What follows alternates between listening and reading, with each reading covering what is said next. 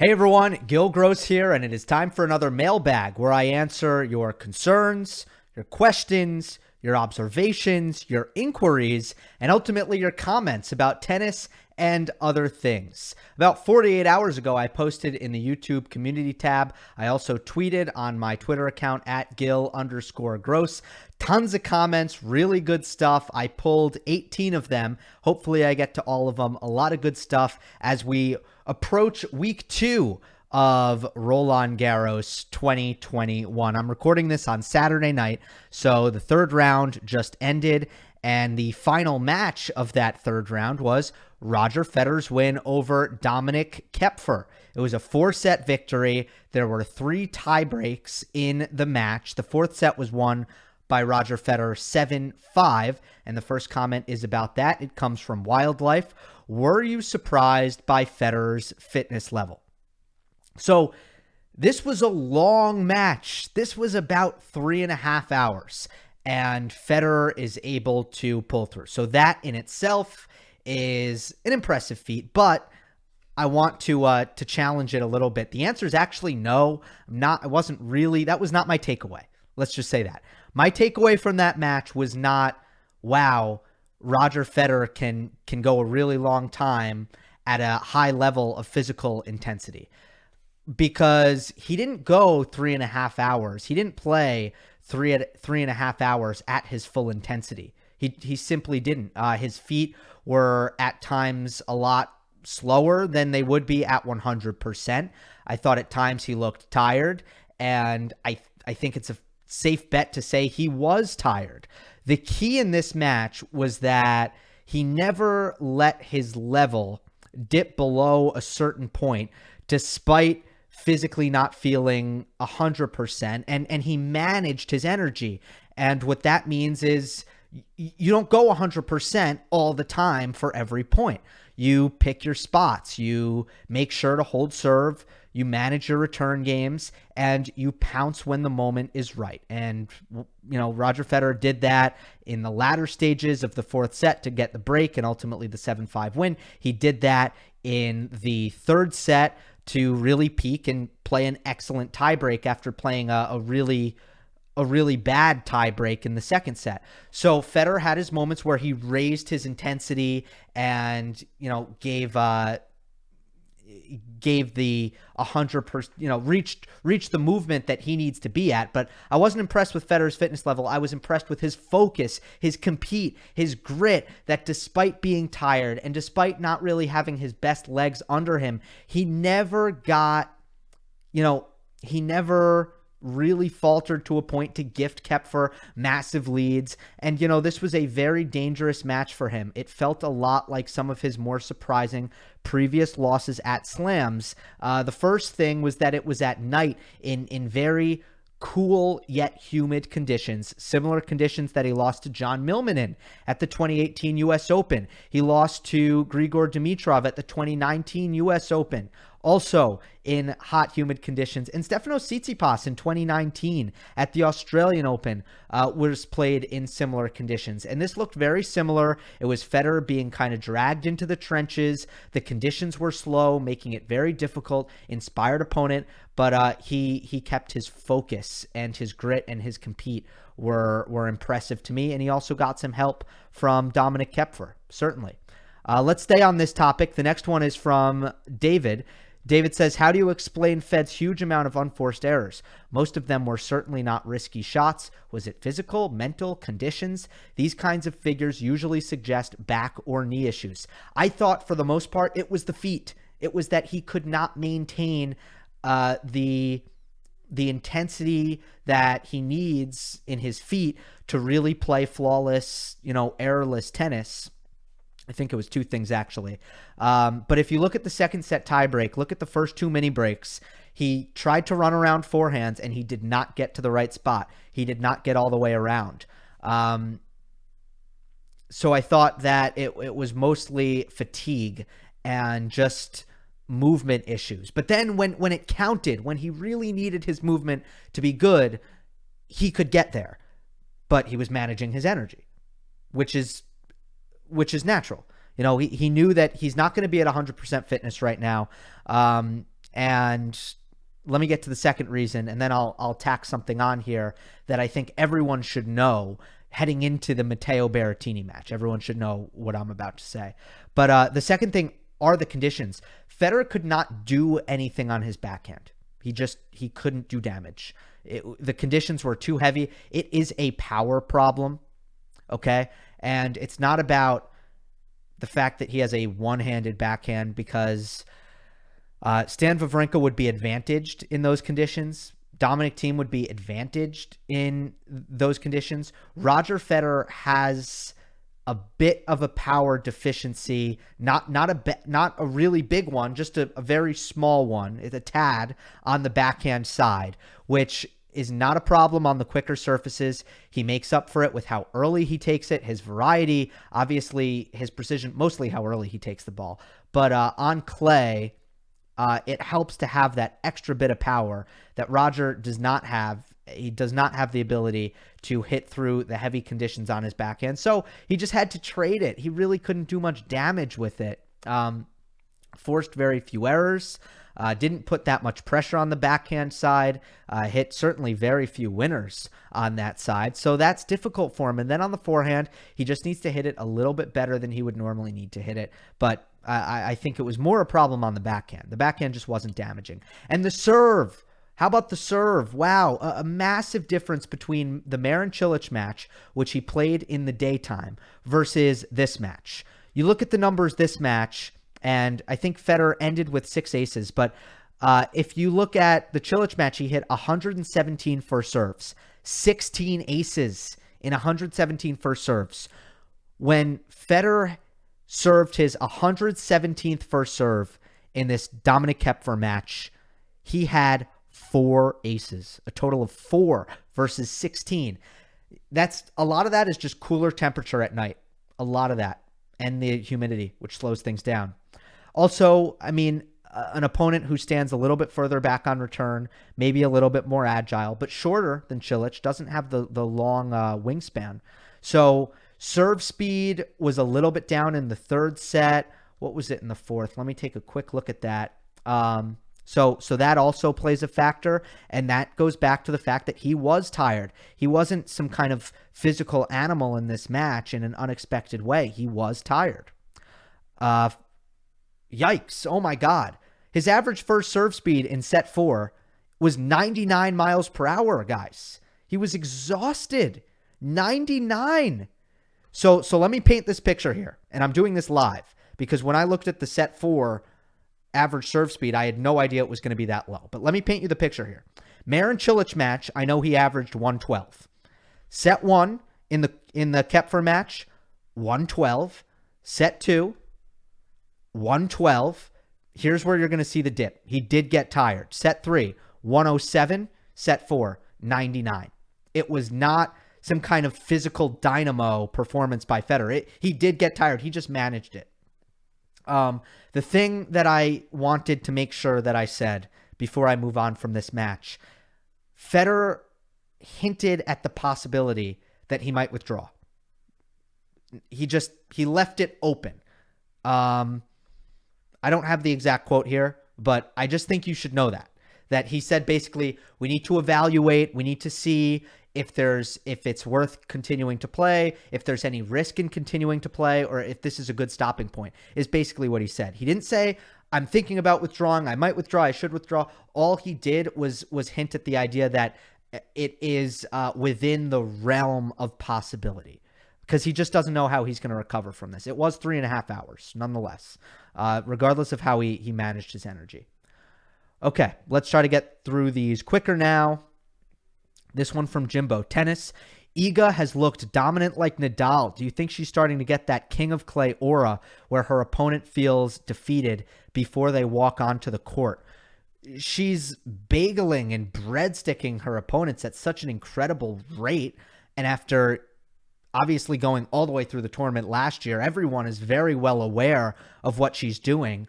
I would have to say yes. It's getting to a point where she is humiliating so many players that you step onto the court with her, and not only are you saying, well, I hope I win, but you're saying, well, I hope I don't look like everyone else who's played Iga and just hasn't been competitive on this surface on clay. She really is. And in play style as well, especially when you look at the forehand. It is like a female version of Nadal, and that is not an accident. That is not a coincidence. So, next one from Siddharth. I asked about Musetti's game in the previous mailbag, and you didn't take the question, but mark my word, this guy's going a long way. On clay, certainly. I want to just kind of reserve comment on Musetti, to be honest. I don't want to go too in depth, but he is very, very good. First of all, he's an incredible shot-making talent off of both wings, and he's got a bravado. He's got just unbelievable skill, his acceleration off both wings, firepower, court craft, all of those things. He's just got some holes. Physicality, where obviously he needs to get more physical. He's still a teenager. And the ability to absorb pace, the ability to return serve at a high level. His court position is generally, and again, I don't mind deep court position, but he might be a little bit extreme for his physicality, and that might hurt him.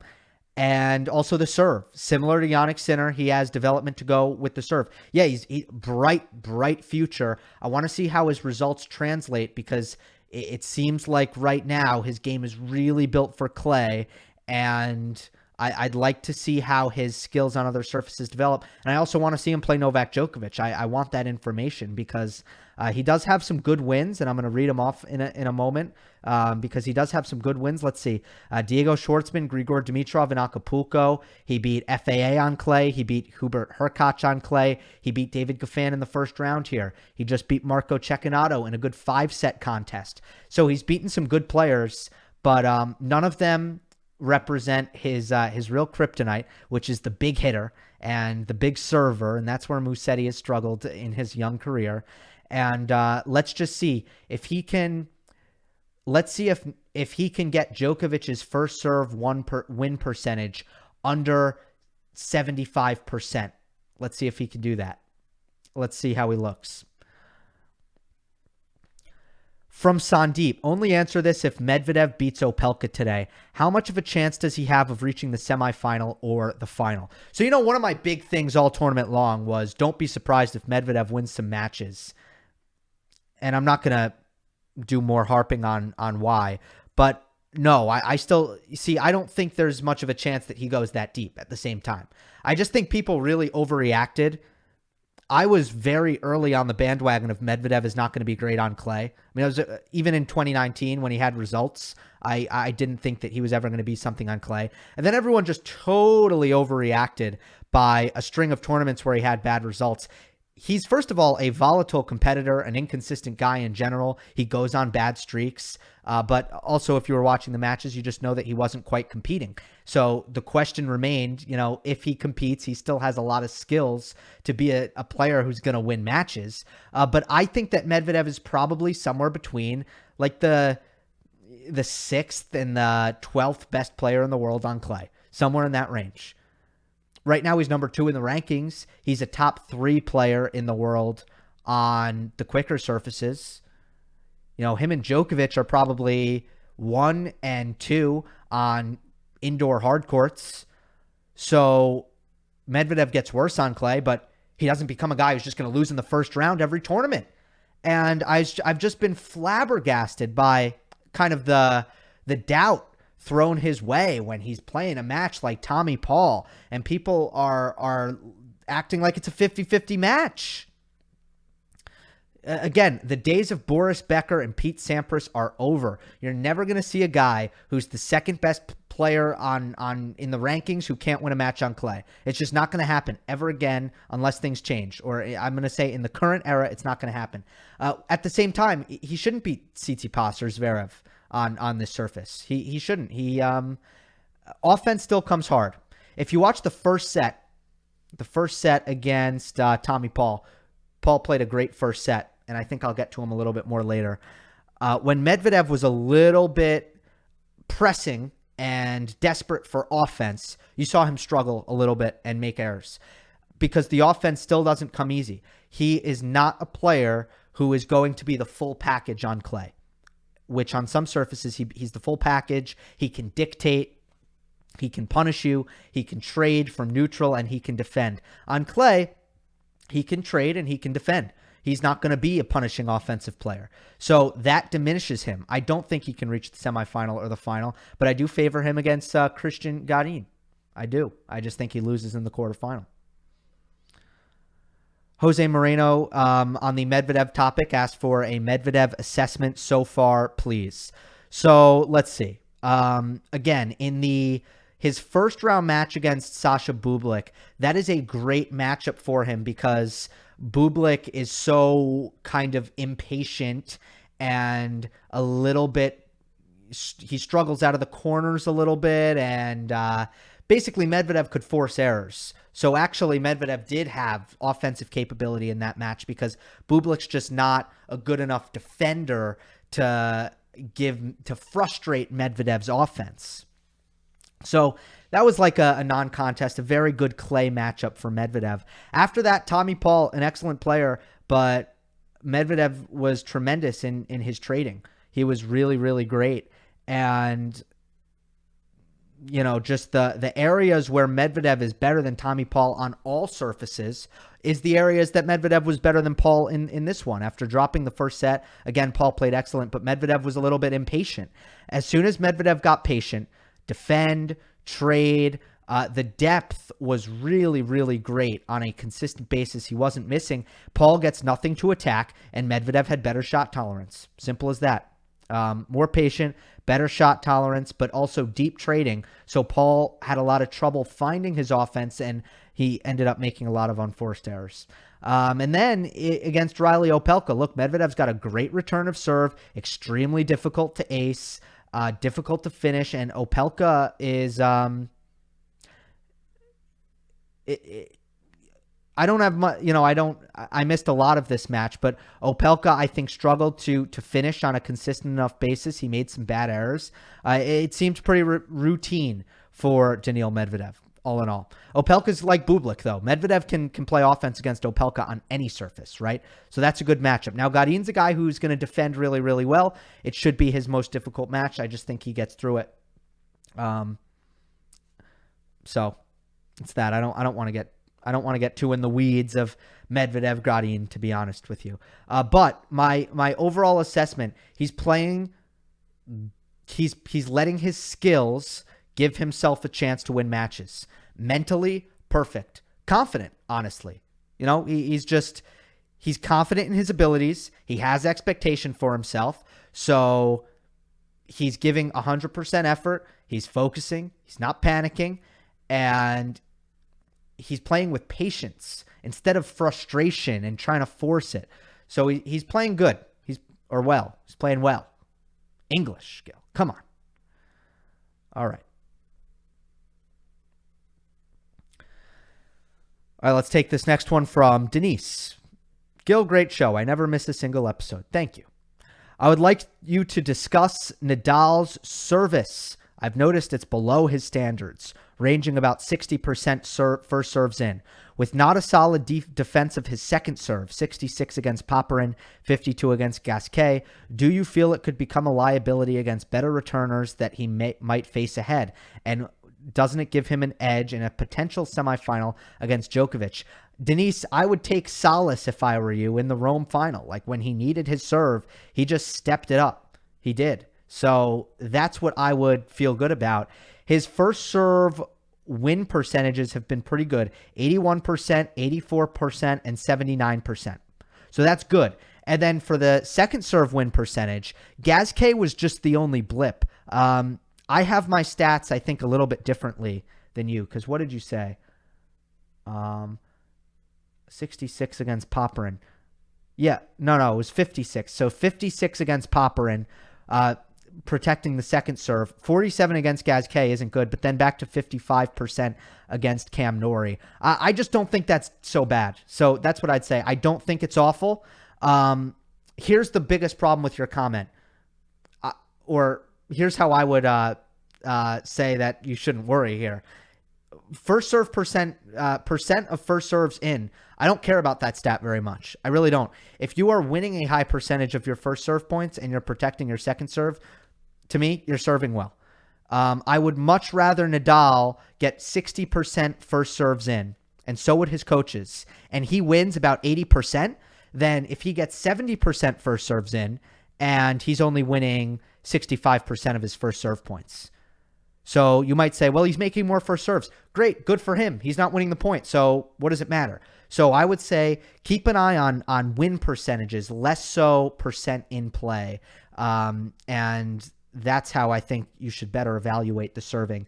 So I think Nadal is fine. But yeah, he did have difficulty serving throughout the clay court season, and his serve was bad by his standards. So it is something to watch. Next one from Mike. Do you think that there's an over specialization to hard courts in the not so next gen anymore? In the not so next anymore gen? Almost everyone is great in hard courts, but almost nobody can go deep at Roland Garros or Wimbledon. Tsitsipas may be the exception that confirms the rule. You mean breaks the rule maybe, but I can't see a lot of guys winning multiple Grand Slams on another surface. Okay. The first part of this is we need to cut these guys slack for not having Wimbledon results. I'm going to keep saying this probably over and over again, and I'm getting tons of questions about grass courts right now. Let's just focus on the clay. If you asked a question about grass, save it. We'll get to it before Wimbledon. So I'm throwing Wimbledon out the window. I just don't think it's fair to hold these guys accountable for their 2019 Wimbledon results. It was 2 years ago now, and all of them are different players. Then when it comes to clay, okay, so the not so next gen. Zverev, I think, is good on clay. Tsitsipas, as you said, is good on clay.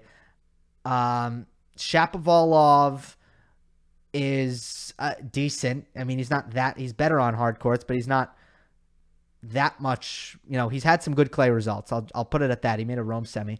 Who else are we looking at? Oh, Rublev, right. Obviously, Rublev. Yeah, I mean, Rublev is like decent on clay, not great. And then Medvedev's the guy. I don't think that there are any players that are that. I don't see a pattern there, is all I'll say. I think if you take any generation, how about this? Look at the lost gen. They're worse. Dimitrov, Sanga, I guess, who else is in there? I mean, Nishikori. They were a lot worse on clay. Lost gen, I think. But there's always going to be players that aren't great on clay. I don't see that as a pattern when it comes to the next gen. I don't. From SJ, do you think your perfect player that you constructed could beat Nadal in a French Open final? I think this could be interesting because the perfect player only used one trait from each player, meaning it could only use one trait from Nadal, so Nadal may have edges in important categories. Yeah. No, I don't think so. This is kind of like the debate of could Alabama football beat the worst team in the NFL? Like, could they beat like the 0-16 Browns? And the answer is technically no. Like anyone who knows what the level of average player is when it comes to starters on the Browns versus Alabama, I think everyone kind of agrees that while it's tempting to ask that question, it wouldn't be a contest. And the NFL team, the worst NFL team, would smoke the best college football team. And this is kind of like that, okay? We're talking about a guy who serves like John Isner and moves like Alex de Minaur. I mean, even Nadal would not beat that player on clay. The next question is, who do I have coming out of the West? Well, in your comment, you say that the Clippers are on the verge of losing, but I think the Clippers beat the Mavericks, and I will go. I don't know how I feel about that. This is a totally uninformed thing, but I'm gonna go with Denver. Give me Denver, okay? Let's go Denver. Okay, this from Pratam. I probably butchered that.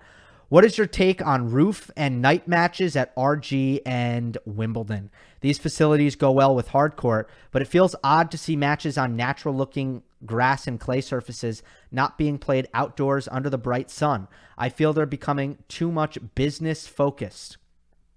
I don't think I agree. Now, I think that the night matches at this year's French Open are a total disaster. I think that it's really, really hard to ask a fan to sit through, to ask a television audience to sit through a match without fans after going all day watching the matches with fans. With that being said, for all you guys in school, I understand it's great for you that you get to watch matches, because I was in school once too, and I know in the US, the French Open is really hard to watch because you're in school. And I know that folks all around the world will have that experience with different tournaments depending on, time zones. But yeah, that's been a disaster. I don't like that it starts at 9 p.m. It feels like a very long day. I don't like how we have to wait. The U.S. Open with the 7 p.m. start, you go straight from day session tennis to night session tennis, often with an overlap. The fact that with the French, we're twiddling our thumbs until 9 p.m., that is totally bizarre to me, and I don't like that at all. The fact that it's one match, that means it's almost always a men's match, because would you buy a ticket to see one best-of-3 match that could finish very quickly? There's so many issues with it. But I like the lights. I think the clay looks cool under the lights. I've always enjoyed Rome for that reason, and I'm glad that Roland Garros has added the lights. I guess it's personal preference, but that's just me. I also don't like it when matches are interrupted. I just don't like that. Now, Wimbledon is a separate category. The tradition that comes with Wimbledon is probably worth leaving alone, and I understand why. It just might not look quite right. Center court at Wimbledon under the lights. I get that. I do. But, you could have said the same thing about the roof, and we are all very, very glad that there is a roof. Next one from Kenny. Brad Gilbert said today on Twitter that he thinks Opelka is the American with the best odds of making a deep run here at the French. Your co-host Amy said something similar. I think Americans are weak on clay, and none of them will go deep. They should join the WTA where they might have a chance. Okay. The American women are much better on clay, particularly Kenin. What say you? Well, it's completely inarguable that the American women are better than the American men. First of all, at tennis, but second of all, on clay. You have Sloane Stephens into the fourth round on the women's side. Kenin, Serena. Who am I missing? Anyway, you have a bunch of players, and obviously no American men. Do I think Opelka? Yeah, I think this year Opelka had the best chance, and you can serve on clay. I think what people underestimate on clay is the power of the kick serve. If you have a nasty kick serve, it's a huge, huge thing for clay. I mean, you look at a player like, a player like Dominic Thiem, even, whose best serve is his kick serve, and how nasty that is. I think that for Roger Federer is a big weapon for him on clay. Tommy Paul has a great kick serve. That helps him on clay. Marco Cecchinato has a kick serve. That helps him on clay. Like, you can see patterns with the players who have a little bit better success on clay in the kick serve. So that's what makes kind of Opelka dangerous, and he can hit through any surface. But in the long run, I got to say it's probably Korda who is the best, who will be the best on clay. Just really a guy with really, really easy power and natural movement. And I would say he probably has the best chance of doing good things. Fritz really doesn't move well on the surface. Tiafoe doesn't really have the patience to withstand kind of the baseline rallies on the surface. He's a little bit better when the points are kind of quick. So obviously Isner's was very dangerous in this tournament. So was Opelka. All right, this one from my friend at Hold the LFC, Liverpool. Yes, Liverpool Football Club, my favorite team. I'm a huge fan. Go Reds. I love Liverpool. So I just thank you for the question. Thank you for returning to the mailbag and giving myself a chance to redeem myself. Huge Liverpool guy, and let's just get to your question. I'm going to do a great job answering it because you're a fellow Liverpool fan just like me. Why aren't bad tosses penalized? There's a bit of an inconsistency as the shot clock counts point to start once you're about to toss. Seen some players even abuse it by fake tossing if they're tight on the shot clock. Yes, there is a loophole, a total loophole in the serve clock, which is if you really want more time, you can just catch your toss. Brad Gilbert, I will mention him in back-to-back mailbag questions, has been a staunch advocate for not allowing a player to catch their toss, and I kind of like it. I don't see any problem with that. I know it's a rule in table tennis. Can't catch your toss in table tennis. Don't think you can catch your toss in badminton. You don't really toss it in badminton. You just hit it right away, don't you? But, the point is, why can you catch your toss? It's part of the serve. Once you start your motion, you've started your motion. There's no gray area. If you throw a bad toss, that's your fault. I don't see anything wrong with if they said you can't catch your toss. I have no issues with that. It's funny. I just thought of one. I just thought of an issue live. What if there was like photography or if there was a noise, there would have to be a ruling that the chair umpire could say, okay, you can catch your toss because there was a hindrance, and it would be like playing let. It'd be like playing let. Okay, I'm back on the bandwagon. No catching your toss, not allowed. I'm all for it. Love it. All right, here's one from a Mugs Game. It's very long. I'm going to try to shorten it, even though a Mugs Game writes beautiful questions. Okay. Why is it that the big three and Serena's level has diminished so much less than the vast majority of their peers of the same age, relatively speaking? And why have their bodies held up much better, too? We have seen quite dramatic drops in the level of so many players past the ages of 33 to 34 who were top 10 through 20 during the Big Three's prime, such as Verdasco, Tsonga, Simone, Stan, Monfils, Kohlschreiber, Hewitt, Cilic, Gasquet, Nalbandian, Ferrer. All right, now I'm going to skip ahead in the question. Serena. Okay, so I guess I'm asking you, why do you think these top players' level have not deteriorated as badly post 34? And to a lesser extent, why do you think their bodies have held up better? Is it because they simply have just more motivation and drive? Is it just pure luck of better genes? Due to their wealth, do they have better access to better medical assistance, nutrition, physio, and stuff like that than the others? Or perhaps do you disagree with the premise that their games have not diminished as much as their peers, and it's just sheer talent that has kept them at the top? If you do agree, what would you speculate? All right.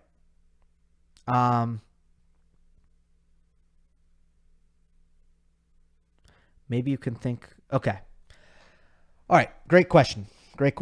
The one thing that you didn't mention that to me is a big deal is schedules. I think that if a guy like Nadal or Federer, really, if they had to play every week to maintain a ranking, to earn enough prize money, if they had to play every week, I think they'd be off the tour by now. I do.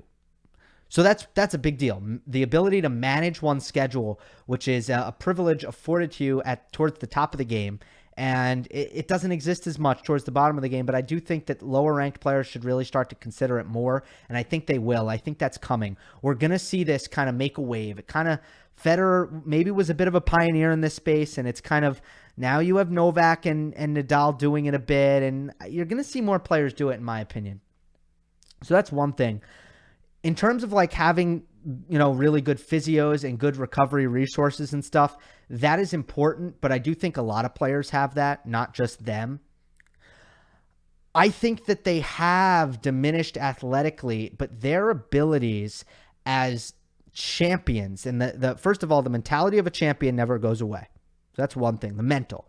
And everyone agrees that the mental separates these players as much as the physical. And that means the mental when it comes to playing matches, but it also means the mental in terms of, who trains the best, for example. The improvements that Nadal has been able to make in his game for as an example, and he has diminished physically. A lot of the players you mentioned, they're still playing. Kohlschreiber's 37, still playing.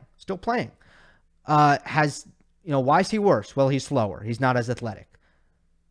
Well, he does not have the ability to develop the new skills that Rafa did. Yes, it's genetic, but it is also, it's what made Rafa great.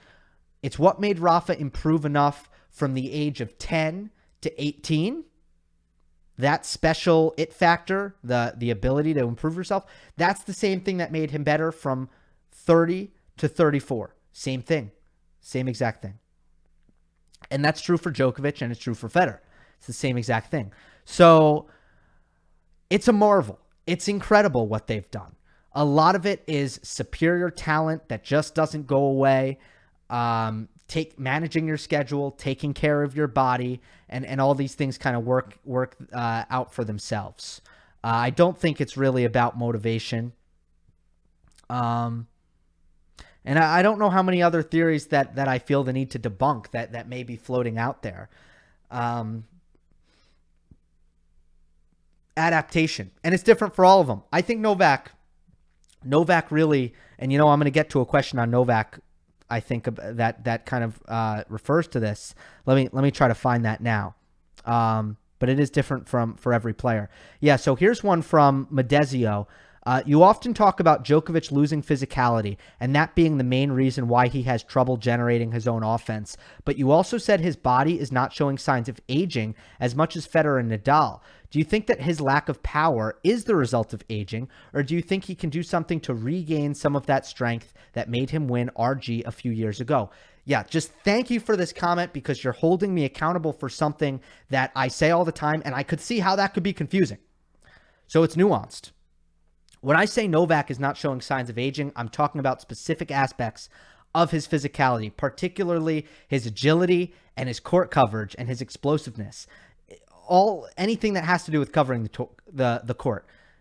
His defense is still so agile. We talk about he's compared to Gumby all the time, and we talk about just his electrifying level of defense and how he can contort his body, which also helps him on the return of serve. The ability to slide on grass. Do you know how many miles ahead Djokovic is defensively on grass? I just don't think anyone's close to him, and that just has to do with his balance and his flexibility. Well, that hasn't declined. What has is his ability to grind, play long points, and just the cardio and the endurance, both long-term and short-term. That is the aspect that I think has gone away with age for Novak. So it's nuanced, and that's how I'd answer your question. The power, I don't think that's aging. Power almost never goes with age. That's almost never the case. You're never going to see, for the most part, you're not going to see these players lose power, except on their serve. Like Roddick, for example, his serve just died because his shoulder died. So sometimes you'll see that, but for the most part, power stays. It's more the legs. It's more the movement.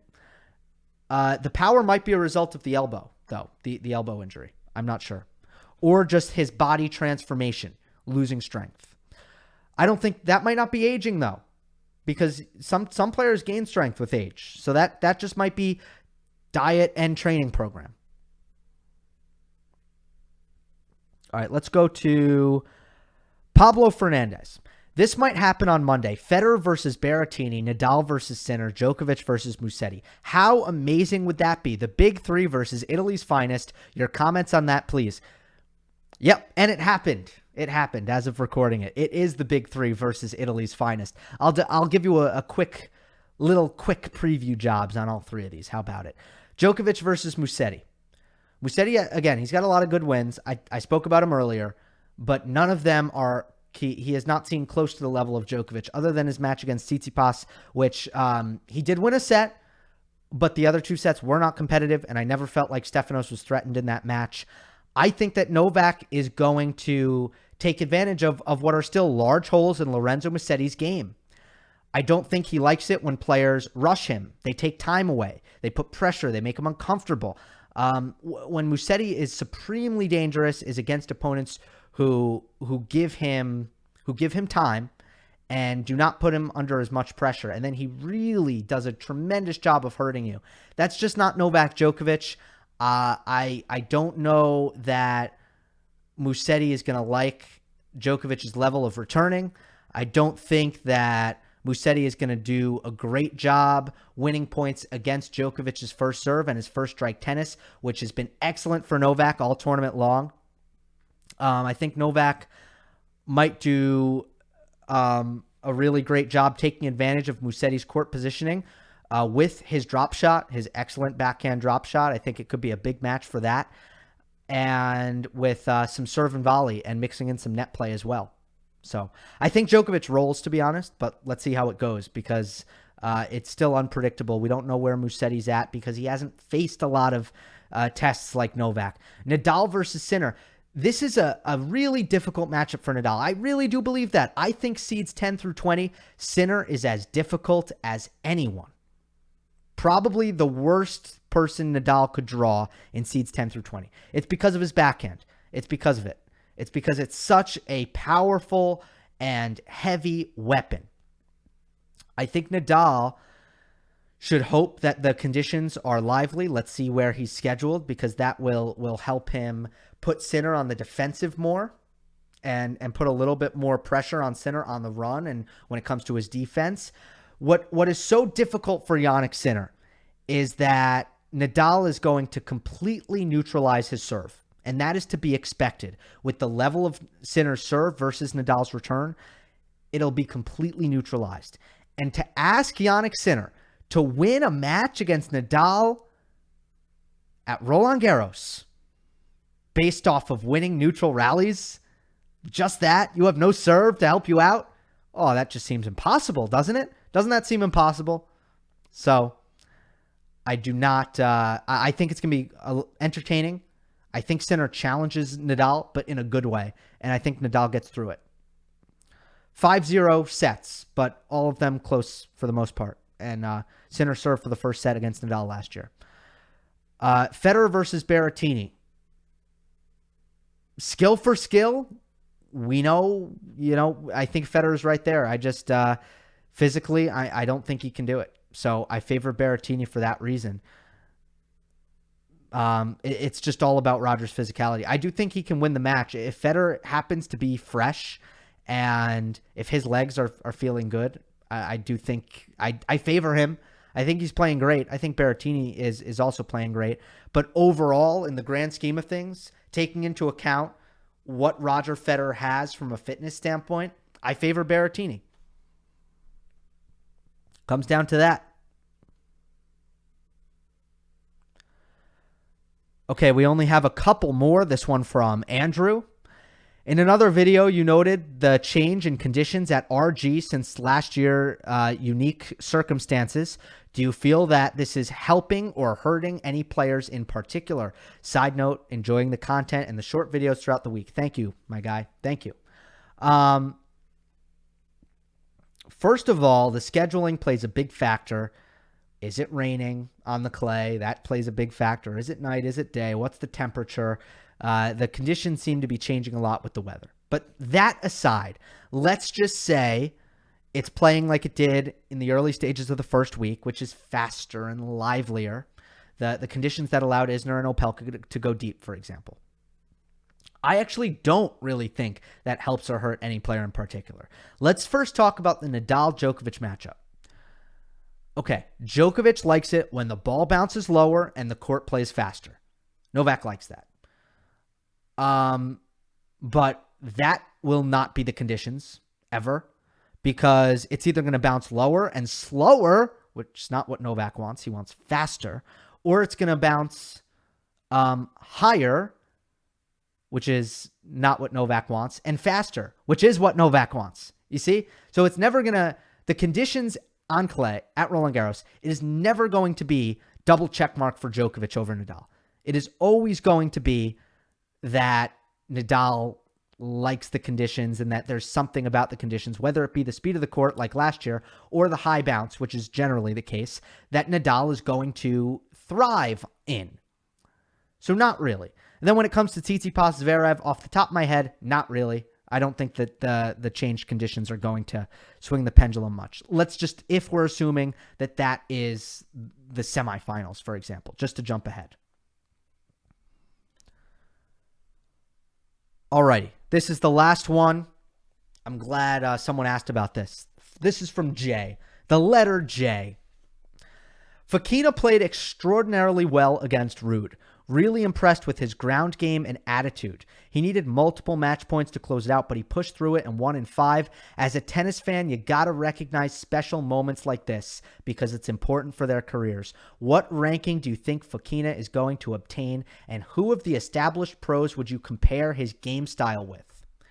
So glad you brought up this match. This was such a delight to watch. My God, 5th set was probably the best set that I've seen on the men's side in the tournament. Such a great stuff. The tension was through the roof. His pace really bothered Ruud. Fokina can flat out crush the ball. He can freaking kill it off of the forehand. And Ruud just doesn't handle pace that well. That's why he's great on clay. But Fokina was actually hitting right through it. So that's kind of a tactical note. Ruud also needs to stop. He needs to defend his backhand better. Ruud does. But overall, how was this match won? Up here for Alejandro Davidovich Fokina. It was won in the head. I'm pointing to my head like Stan Wawrinka if you're listening on podcast. That's where it was won. Casper Ruud won 15 more points than the young Spaniard. 15 more points. But anytime there was some pressure, big moment, crowd got into it, bright lights, do or die, Ruud got nervous, which is normal. Fokina, superhuman. He played those moments. He played the end of that 5th set like he lives for it, like he lives for that moment. He plays like he would play better in a full stadium, packed house, on national Spanish television, on the front page of the newspaper, with all the attention, all the pressure. He plays like that's ideal conditions for him. Because he's got this swagger, this bravado, again, an attitude, this very, very showman-like attitude. Reminds me of like someone who is going into acting, like who's going to be the lead actor on Broadway. It's just, yo, I'm going to put on a show. I am going to play with confidence. I'm going to go after it. And every point I win, I'm just going to be a beacon of positivity as well. I'm going to fight like a monster. So yeah, I just really appreciated Fokina's attitude, which you used that word in your comment. And here's what I'll say. You're asking me to compare his game style with another pro. And it's hard for me to really do that. I'm not perfectly sure, but I will say this. He has the chance, if he can build his game to the proper level, and he can put himself in big matches, he has the chance to do what a Stan Wawrinka has done, the chance to do what like a Juan Martín del Potro has done, on what Novak Djokovic started to do, especially in the last decade. And that is, no moment's too big. The pressure is good. And again, he did blow some match points, but he went after it. He was going after it with reckless abandon and again, a brilliant confidence about him. And I just really like what he has in the mental department. I really, really do. He just needs to be more consistent. He's too erratic. There's shot selection issues, big time shot selection issues, which is good because that's so easy.